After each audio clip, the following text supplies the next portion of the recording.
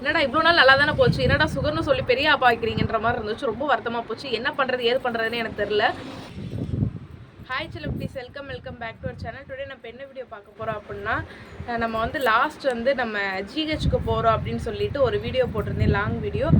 அன்றைக்கே வந்து பார்த்தீங்க அப்படின்னா நான் லைவுமே போட்டிருந்தேன், ஸ்ரீவியில் வச்சு லைவ் போட்டிருந்தேன். 1-2 பேர் என்கிட்ட கேட்ட கொஸ்டின் வந்து பார்த்தீங்க அப்படின்னா, அக்கா நீங்கள் 7th மந்த் ஸ்கேன் வந்து எடுத்துட்டிங்களா, அதுக்கப்புறம் 7th மந்த் ஸ்கேனில் என்ன சொன்னாங்க, ஜிஹெச்சில் என்ன சொன்னாங்க, அதுக்கப்புறம் உங்களுக்கு எவ்வளோ மந்த் ஆகுது, அப்புறம் எங்கே டெலிவரி பார்க்க போகிறீங்க, இந்த மாதிரி கொஸ்டின்லாம் நிறைய கேட்குறீங்க. எல்லாத்துக்குமே நான் வந்து இந்த வீடியோவில் வந்து நான் ஆன்சர் பண்ண போகிறேன். இந்த வீடியோ உங்களுக்கு கண்டிப்பாக பிடிக்கும்னு நினைக்கிறேன். பிடிச்சது அப்படின்னா மறக்காமல் நம்ம சேனல் வந்து சப்ஸ்கிரைப் பண்ணிக்கோங்க, பக்கத்தில் பெல் ஐக்கான டங்குன்னு கிளிக் பண்ணிக்கோங்க, லைக் பண்ணுங்கள், ஷேர் பண்ணுங்கள், கமெண்ட் பண்ணுங்கள். அதுக்கப்புறம் இதில் வந்து ஒரு பெரிய ஆப்பாக வைக்க போகிறாங்க எனக்கு. அது என்ன ஆப்புன்றது நீங்கள் லாஸ்ட் வீடியோவில் பாருங்கள். அதுக்கு வந்து நான் லாஸ்ட் தான் நான் பதில் சொல்லுவேன், ஸ்டார்டிங்லாம் பதில் சொல்ல மாட்டேன். ஃபுல்லாக பாருங்கள், வீடியோ ஃபுல்லாக பாருங்கள்.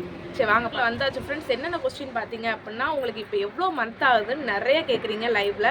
எனக்கு இப்போ வந்து 7th மந்த் வந்து முடிய போகுது, 8th மந்த் வந்து ஸ்டார்ட் ஆக போகுது. எப்போன்னு பார்த்தீங்கன்னா கம்மிங் 19 வந்துச்சு அப்படின்னா எனக்கு 8th மந்த் வந்து ஸ்டார்ட் ஆக போகுது. அதுக்கப்புறம் உங்களுக்கு டெலிவரி டேட் எப்போ அப்படின்னு கேட்குறீங்க நிறைய பேர். டெலிவரி டேட் வந்து பார்த்தீங்க அப்படின்னா January 24 வந்து கொடுத்துருக்காங்க.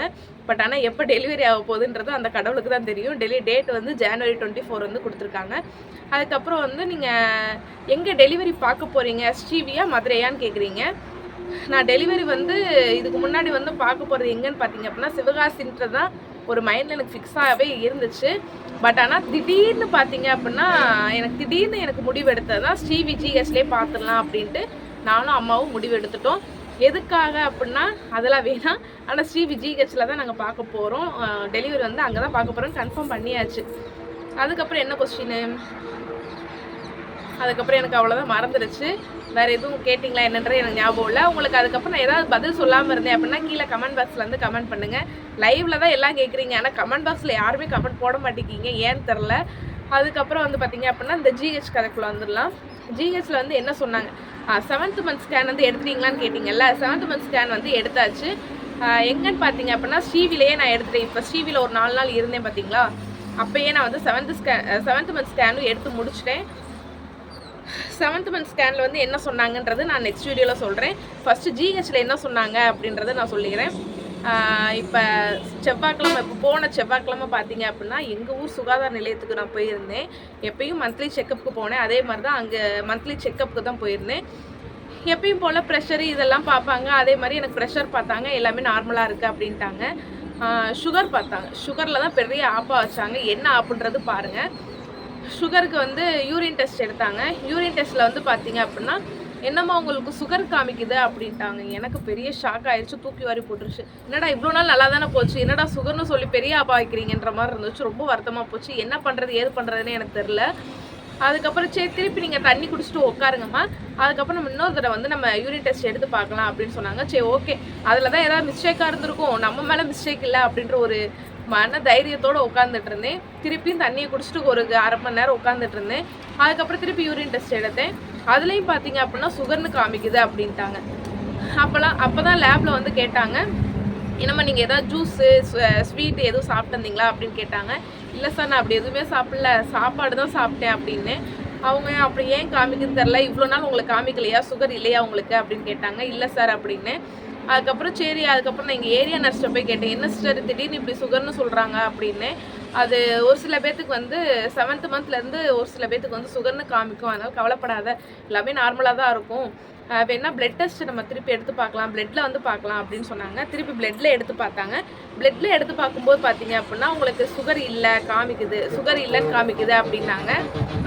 அப்பாடி அப்படின்ட்டு அப்போ தான் திருப்தியாக இருந்துச்சு. அதுக்கப்புறம் என்ன பண்ணோம், அதுக்கப்புறம் திருப்பி நான் போயிட்டு ஏரியா நர்ஸ்ட்டை போய் சொன்னேன், பிளட்டில் வந்து இப்படி சுகர் இல்லைன்னு சொல்கிறாங்க சிஸ்டர், ஆனால் யூரின் டெஸ்ட் எடுக்கும்போது சுகர் இருக்குன்னு சொல்கிறாங்க, எதுவும் ப்ராப்ளம் ஆகுமா அப்படின்னு கேட்டேன். ப்ராப்ளம்லாம் இல்லை, இப்போதைக்கு உனக்கு பிளட்டில் இல்லைன்னு சொல்லிட்டாங்கல்ல, அதுவே போதும். ஆனால் நீ இனிமேல் வந்து இனிப்பு எதுவும் எடுத்துக்காத, இனிப்பு ஸ்வீட் ஐட்டம் எதுவும் எடுத்துக்காத, டீ குடிக்காத, சாப்பாடு வந்து கம்மி பண்ணு அப்படின்ட்டாங்க. என்னடா நம்ம பண்ணுறதே இதுதான், சாப்பாடு நான் அதிகமாக சாப்பிடுவேன், அதிகமான வயிறு ஃபுல்லாக சாப்பிடுவேன், நல்லா சாப்பிடுவேன். பட் அந்த வேறு ஐட்டங்கள் எனக்கு எதுவும் பிடிக்காது, அந்த பழங்கள் இதெல்லாம் எனக்கு சுத்தமாக பிடிக்காது.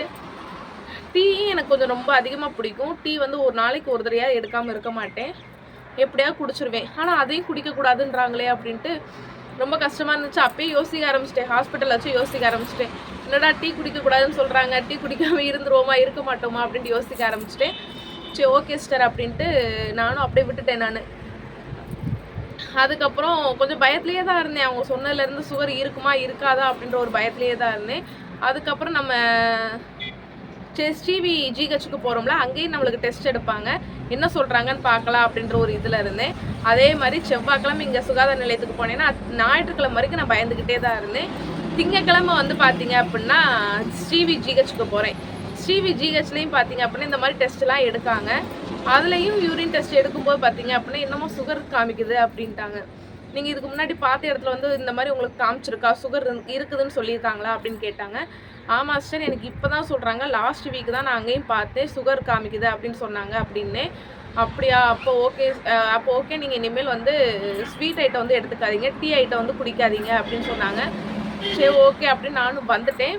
அதுக்கப்புறம் எப்படா ஊருக்கு போவோம் அப்படின்னு தான் எனக்கு ஃபஸ்ட்டு மைண்டில் தோணுனது. எனக்கு அப்படி தான் தோணுச்சு, என்னடா 2 இடத்துலையுமே அப்படி சொல்கிறாங்க, சரி எப்படா ஊருக்கு போயிட்டு நம்ம வந்து எப்போயும் நம்ம ப்ரைவேட்டில் பார்ப்போம்ல அந்த இடத்துக்கு எப்படா போவோம் அப்படின்னு தோணுச்சு. ப்ரைவேட்டுக்கு வந்து இன்றைக்கி தான் போயிருக்கேன். ஞாயிற்றுக்கிழமை நான் ஊர்லேருந்து வந்தேன். ஞாயிற்றுக்கிழமை வந்து ப்ரைவேட் ஹாஸ்பிட்டல் வந்து இருக்காது. ஸோ திங்கக்கிழமை காலையில் எப்படா விடியும்னு இருந்தேன். திங்கக்கிழமை காலையில் எழுந்திரிச்சு ஓடியாச்சு, ஹாஸ்பிட்டலுக்கு ஓடியாச்சு.